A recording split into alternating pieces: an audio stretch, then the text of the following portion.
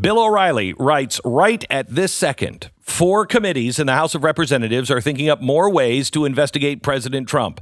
Instead of concentrating on solving vexing problems like a $22 trillion debt, a record trade deficit with China, or thousands of poor people trying to surge the southern border. These Democrats in the House are worried about things like Ivanka Trump getting security clearance from Daddy. The liberal emergency. Bill O'Reilly is here to talk a little bit more about it. Hi, Bill. Hey, you guys. How you doing? Good. So tell me about the liberal emergency. Yeah, I know. Okay, so it's the national emergency that Donald Trump declared on the southern border. The far left has declared a national emergency as well, but it's not the same. Their national emergency is Donald Trump's president. Okay, that's the national emergency for many in the Democratic Party and the far left progressive movement.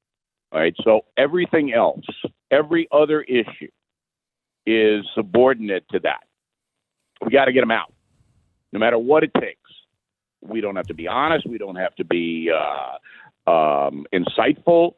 If people get hurt in the process, well, that's collateral damage because it's a national emergency. Donald Trump's got to get out, and we're going to get him. So that's where we are in this country. So if you're expecting Congress over the next 2 years to solve any problems, they're not going to. And as you pointed out, they can't even get one of their members, the Democratic Party, to say, maybe calling people who support Israel greedy money people, that's not really very nice or accurate. I'm sorry I said that. Maybe that could happen. No. They're not even going to do that.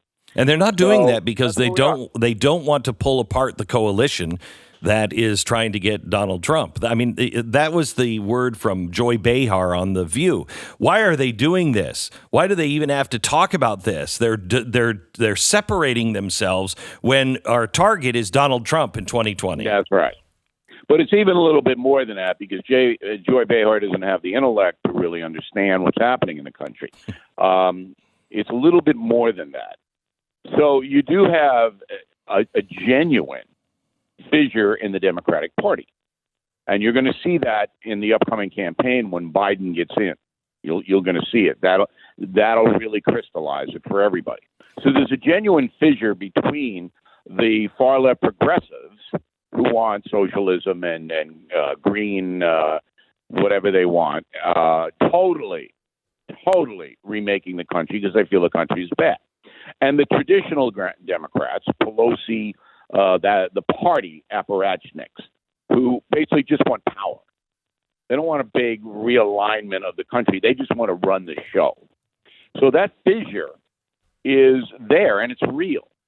And when these young women in Congress come forth and say these insane things, the traditional Democrats go, oh, boy, this is going to make it even harder for us to obtain power. So that's what's going on in that party. Well, Bill, doesn't there come a time like the Labour Party? The Labour Party over in England has gone so far left. They're run by a guy who has never taken the side of England on anything, stood with the USSR during the Cold War, has never, ever stood with Great Britain. Same kind of stuff we're facing here. And he is radically anti-Semitic and in negotiations and in cahoots, I should say, with Hezbollah and Hamas. Wildly anti-Semitic. And Labour Party members who are very left have now, I think 7 of them have left the party and said, this is not the Labour Party. This is becoming something entirely different. Do you see that on the horizon at all? Are there any Democrats who will raise the flag and say, look, this is not the Democratic Party? No, I really don't see it because they might think that, but if they do that, the Twitter mob will descend on them and tear them to pieces. So you're saying that British politicians have more courage than American politicians? I can't generalize in that area.